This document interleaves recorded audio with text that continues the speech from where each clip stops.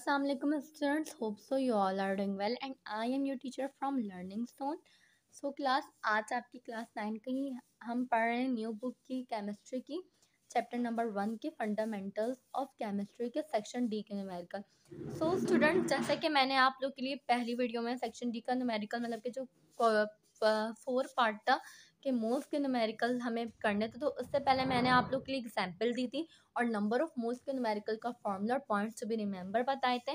वैसे ही आज मैं डायरेक्ट आपको सेक्शन डी के न्यूमेरिकल नंबर पार्ट 5 नहीं करवाऊंगी, क्योंकि अगर आपको पता नहीं चलेगा कि आपने क्वेश्चन रीड किया होगा तो उसमें लिखा होगा कि नंबर ऑफ मॉलिक्यूल्स मालूम करना है और मोल्स का भी इसमें तस्करा है। सबसे पहली बात कि आपको ये पता होना चाहिए कि वो जो न्यूमेरिकल्स है वो है कौन सा न्यूमेरिकल जो 5वां दिया हुआ है। अगर वो मैं डायरेक्ट सॉल्व करवा दूँ तो इसका मतलब ये होगा कि आपको कुछ समझ नहीं आया, और अगर आप समझ भी लें तो यानी कि आपने उसको सिर्फ रट्टा मारा है, आपने समझा नहीं, आपने बस वही वाला क्वेश्चन समझ रहे, तो ये गलत होगा। अगर सिर्फ आप क्वेश्चन नंबर 5 सेक्शन डी का न्यूमेरिकल में डायरेक्ट करवा दूं, अगर वो आप समझ लें तो इससे क्या होगा, अगर आपके पास कोई और क्वेश्चन आ जाए मतलब कि सेक्शन डी के न्यूमेरिकल का मतलब कि नंबर ऑफ मॉलिक्यूल्स के न्यूमेरिकल्स घुमा कर दे दे या उसके जैसे वो एग्जैक्ट जो वो न्यूमेरिकल होता है वो दे दे, तो आप नहीं बना पाएंगे। सो हम पॉइंट्स अपने क्लियर करेंगे। हमने पहले नंबर ऑफ मोल्स के न्यूमेरिकल पढ़े थे स्टूडेंट्स के मोल्स का क्या फॉर्मूला होता है। हमने ऐसे याद किया था कि नन्नैन बराबर में नन्नैन नीचे एटॉमिक मास या मॉलिकुलर मास, यानी कि moles is equals to mass upon molecular mass या एटॉमिक मास। सो स्टूडेंट्स, आज हम पढ़ेंगे numericals on number of atoms comma number of molecules और एवोगैड्रोस नंबर। बहुत जगह लिखा हुआ आता है कि न्यूमेरिकल्स आपको दिए हुए होते हैं, कोई बोल देता है, अगर आप किसी टीचर से पूछते थे कि IMS की कौन सा न्यूमेरिकल दे, तो बोलते हैं कि एवोगैड्रोस नंबर के आपको न्यूमेरिकल दिया हुआ है। कहीं पे आपको बोला जाएगा कि नंबर ऑफ एटम्स के न्यूमेरिकल ये दिए हुए हैं, कहीं पे बोला जाएगा नंबर ऑफ मॉलिक्यूल्स के दिए हुए हैं। ये तीनों बोला जाएगा तो सेम बात है कि एक ही न्यूमेरिकल दिया हुआ है। जैसे पिछले हमने नंबर ऑफ मोल्स का पढ़ा था तो वो सिर्फ नंबर ऑफ मोल्स का था और मैंने उसको अच्छे से समझाया था। यहाँ पे नीचे मैं लिंक में डिस्क्रिप्शन डाल दूंगी नंबर ऑफ मोल्स के, अगर किसी ने बेटा नहीं देखा है सेक्शन डी के न्यूमेरिकल का 4 पार्ट, तो वो जाके देख ले और सही से समझ ले। मैं दोबारा रीड कर देती हूँ स्टूडेंट्स। कहीं पे आपको दिया हुआ नंबर ऑफ एटम्स कोई बोले, नंबर ऑफ मॉलिक्यूल्स बोले या एवोगैड्रोस नंबर के न्यूमेरिकल बोले, ये तीनों में क्या है, एक ही न्यूमेरिकल है। सो स्टूडेंट्स, इसके हम पॉइंट्स टू बी रिमेंबर देख लेते हैं कि हमें नंबर ऑफ मॉलिक्यूल्स के न्यूमेरिकल्स के लिए नंबर ऑफ मॉलिक्यूल्स और नंबर ऑफ एटम्स का जो न्यूमेरिकल है ना, और मतलब क्या एवोगैड्रोस बोला जाता है, ये तीनों सेम है।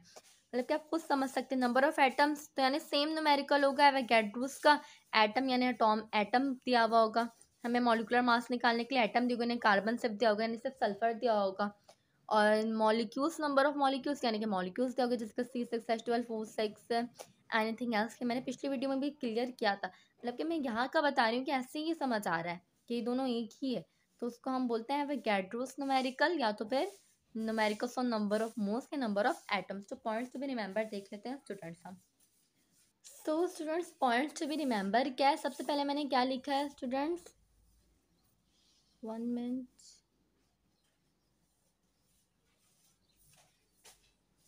हाँ स्टूडेंट्स, मैंने क्या लिखा है, Na, मतलब कि पॉइंट्स टू बी रिमेंबर में इसमें एक बात है, फिर फॉर्मूला स्टार्ट है। मतलब कि एवोगैड्रोस नंबर किसके बराबर होता है, Na बराबर है स्टूडेंट्स, और आप N भी कैपिटल लिखेंगे और A भी, लेकिन N के नीचे A लिखाएगा। N is equals to 6.02 exponential 23।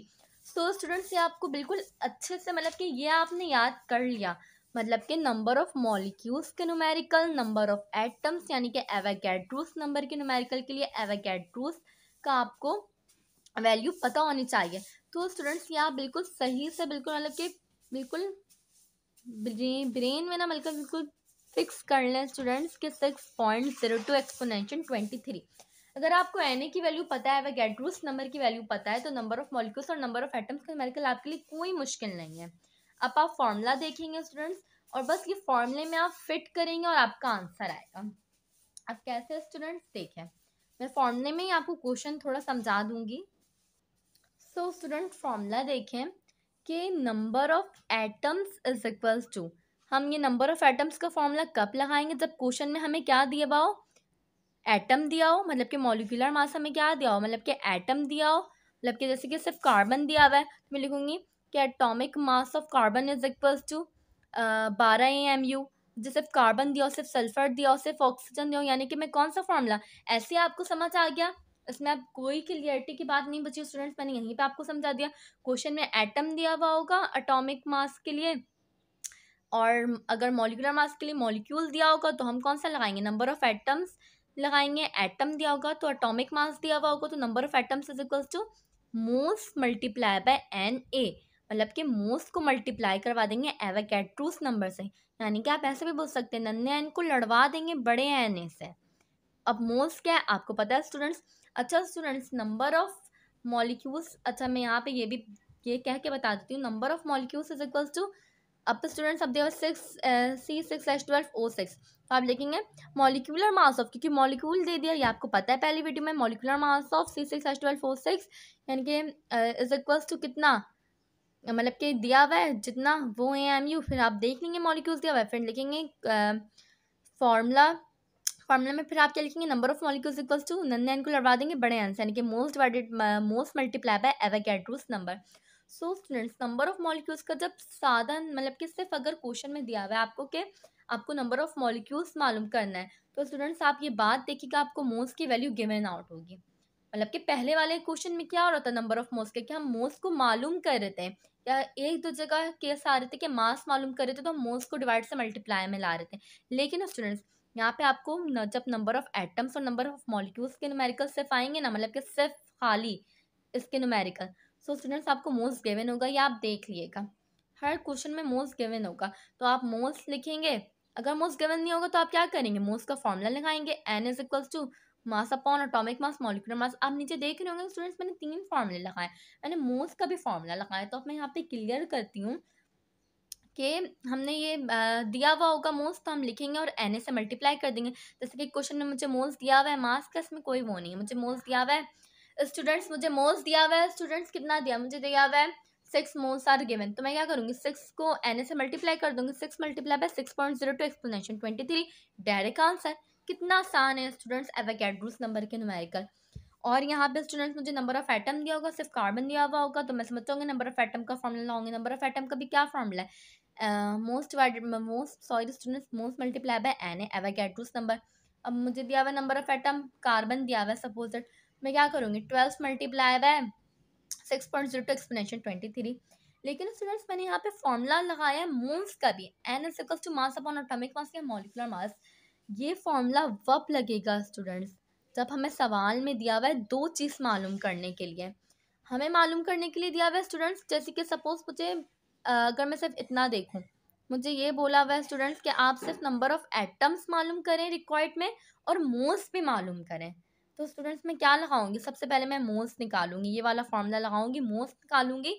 Moles निकलेगा तो फिर मैं नंबर ऑफ एटम्स मालूम कर सकती हूँ, क्योंकि नंबर ऑफ एटम्स का फॉर्मूला है कि मोल्स मल्टीप्लाई बाय एन है।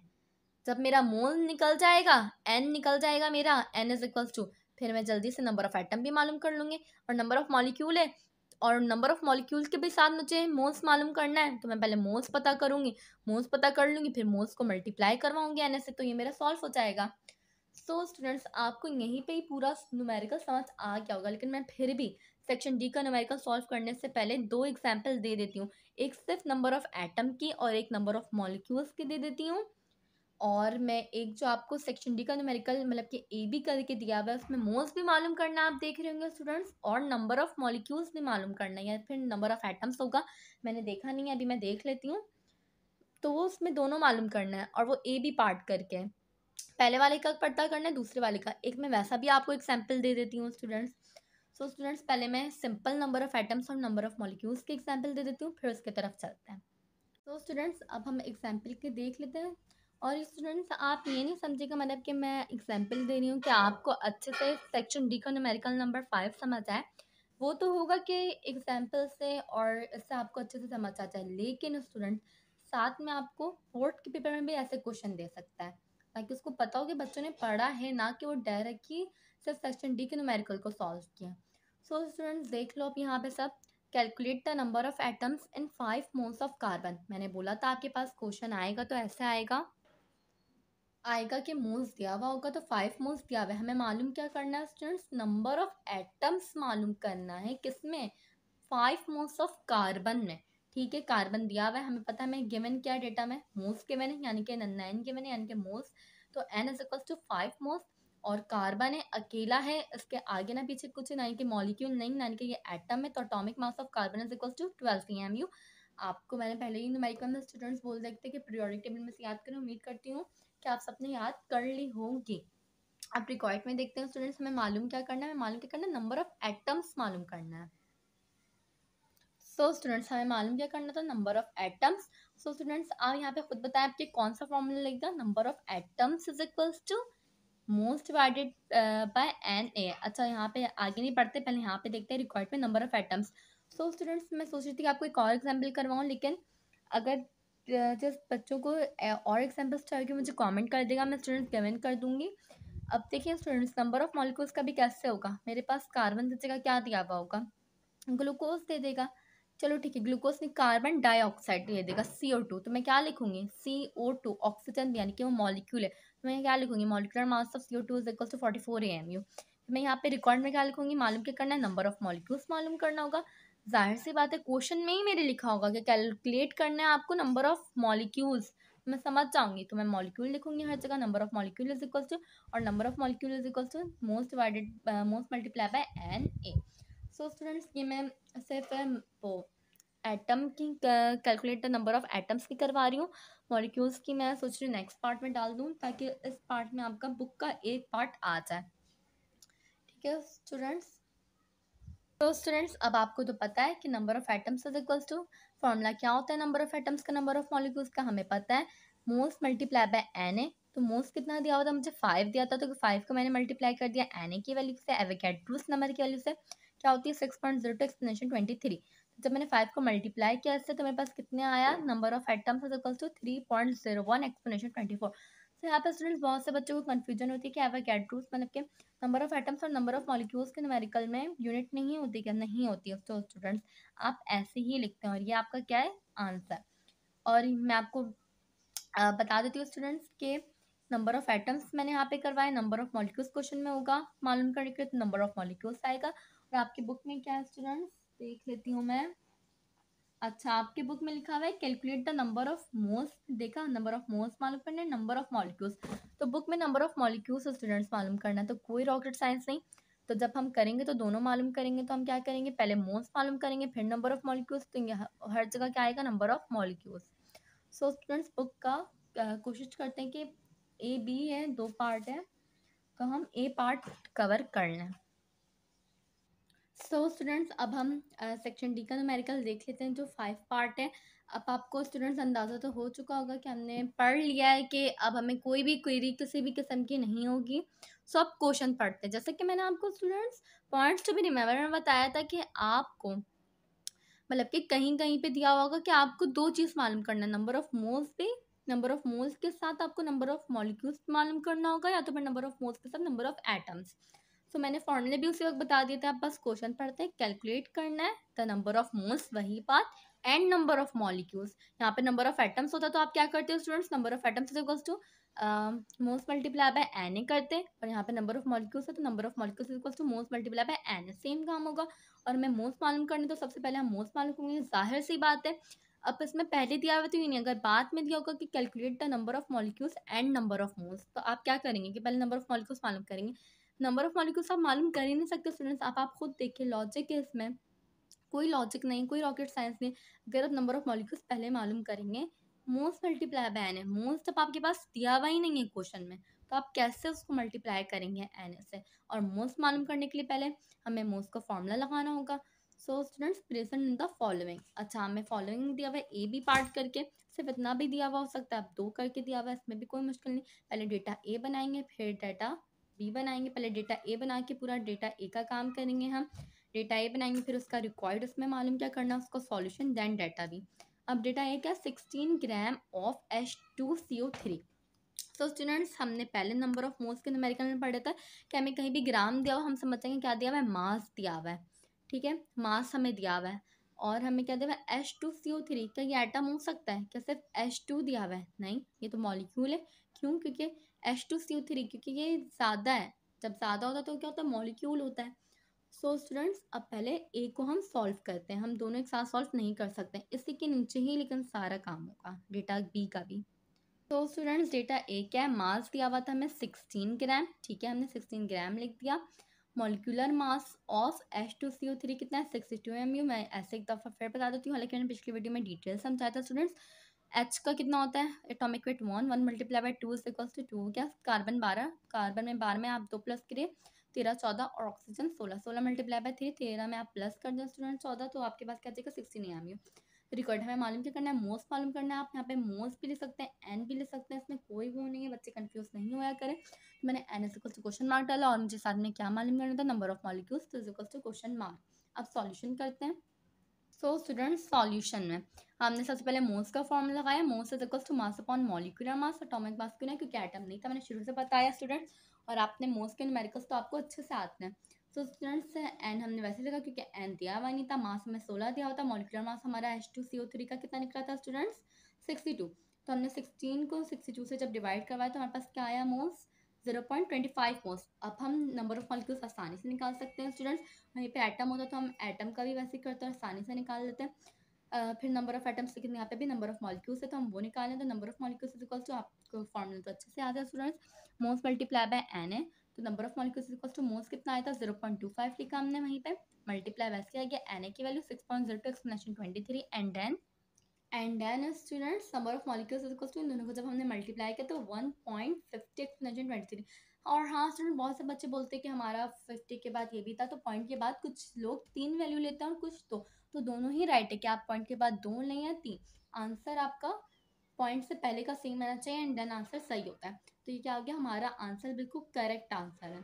सो स्टूडेंट्स अब हम यहीं से ही स्टूडेंट्स क्या करेंगे, डेटा बी स्टार्ट करेंगे, बिल्कुल यहीं से ही ये बना हमारा डेटा बी, और डेटा बी भी सेम ऐसे ही बनेगा स्टूडेंट्स।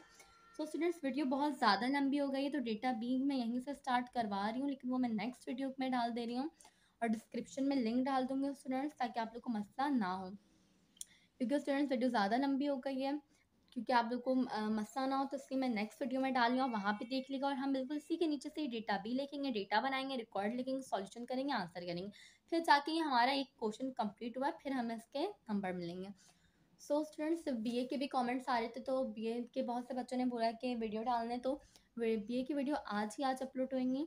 तो आपको पेपर्स हो रहे हैं बहुत सारे बच्चों के, जैसे कि फर्स्ट ईयर के तो आई थिंक हो चुके हैं, फर्स्ट ईयर सेकंड ईयर के हो रहे हैं, और बीए के भी हो रहे हैं, एडीए के भी, और होने वाले भी हैं किसी के अगस्त सितंबर में। तो वो सब चीज़ों की वीडियो आएगी। सो स्टूडेंट्स आपको बिल्कुल भी टेंशन नहीं लेना है, और उम्मीद करती हूँ आज की आपको हमारी वीडियो अच्छी से समझ आई, और नंबर ऑफ़ मॉलिक्यूल्स के और नंबर ऑफ़ एटम्स के न्यूमेरिकल में कोई मसला ना हुआ। और आपको जो मेन बात है वह कैडबूस नंबर की वैल्यू याद रखनी है 6.02 एक्सप्लेनेशन 23, और बाकी फॉर्मूला तो सेम है, नंबर ऑफ़ एटम और नंबर ऑफ़ मॉलिक्यूल्स का मोस मल्टीप्लाई बाय एन ए, यानी कि एवोगैड्रोस नंबर। सो स्टूडेंट्स उम्मीद करती हूँ आप आज की हमारी ये वीडियो आपको बहुत अच्छी लगी हो। लाइक कमेंट एंड सब्सक्राइब लाजमी कर दें हमारे चैनल को, और शेयर करना बिल्कुल ना भूलें। तब तक के लिए लर्निंग जोन को अपनी दुआ में याद रखें, मिलेंगे नेक्स्ट वीडियो में। उसका पार्ट मैं दोबारा बोल दे रही हूँ, उसी ऐसी वीडियो के नीचे मैं यहीं से स्टार्ट करवा के नेक्स्ट वीडियो में डाल दे रही हूँ, लास्ट में देख लीजिएगा स्टूडेंट। सो अल्लाह हाफिज़।